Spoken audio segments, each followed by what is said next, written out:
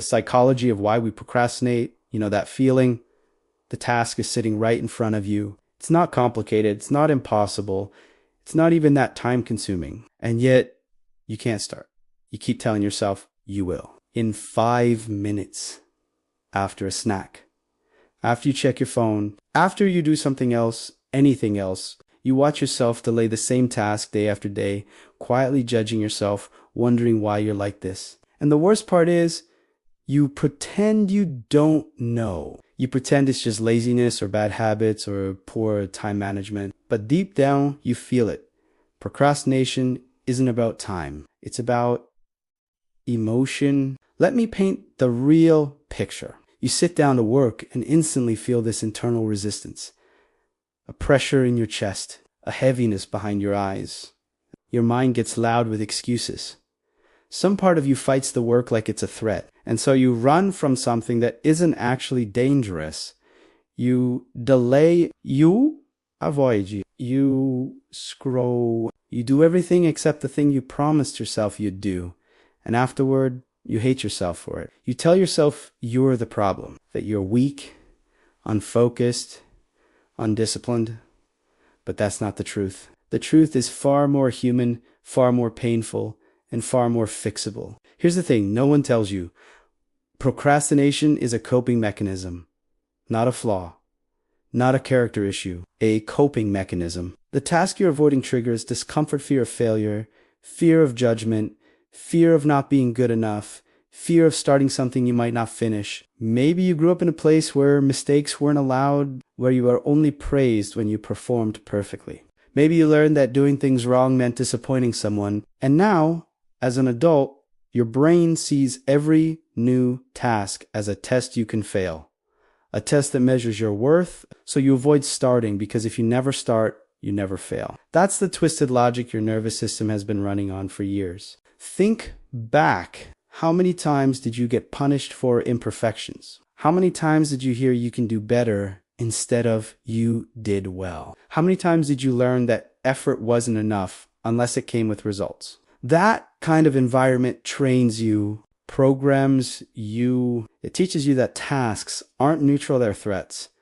Opportunities to be judged, opportunities to prove, once again, that you're not enough. So you escape, you avoid, you procrastinate because avoiding the work hurts less than facing the possibility that you might fail. You think you're delaying the task, but what you're really delaying is the feeling underneath it. The discomfort, the uncertainty, the vulnerability of trying, the pressure of expectation. That's why you can clean your entire room instead of sending one email. Why you can scroll endlessly rather than start something meaningful. Why you can fill your day with busy work instead of real work. You're not avoiding the task, you're avoiding the emotions tied to it. And that avoidance creates a cycle. You'll delay the task, you feel guilty. That guilt makes the task feel even heavier. The heaviness makes you delay even more. And the longer you delay, the worse you feel about yourself. Eventually, you're not avoiding the task, you're avoiding the version of yourself who hasn't done it. And that version feels like a failure. So you avoid the task even harder to avoid the feeling of being that person. It's a trap, a loop, a psychological spiral you don't even realize you're in. Let's talk about the fear of starting. You tell yourself you need motivation, that you need to be ready, that the timing has to be perfect. But that's your brain's sneaky way of protecting you. Starting means confronting your limitations. It means discovering whether you're as capable as you hope or as incapable as you fear. And your brain, trying to shield you from that potential pain, chooses avoidance over action, comfort over progress, temporary relief over long-term peace. Then there's the fear of finishing. Sounds strange, right? But finishing a task means it can be evaluated. It can be judged. It becomes real. And if you've spent your whole life tying your worth to performance, finishing something feels dangerous. So you linger, delay, stretch tasks longer than they need to be, because as long as it's unfinished, it's safe from judgment. And so are you. Here's the part people rarely admit.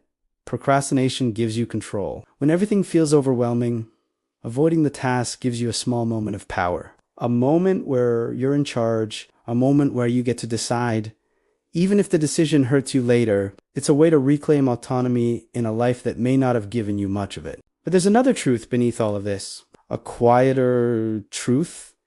You're not procrastinating because you don't care. You're procrastinating because you care too much, because the task means something, because you're afraid of what it says about you. And when you finally understand that things change, you stop beating yourself up. You stop calling yourself lazy. You stop assuming you're broken.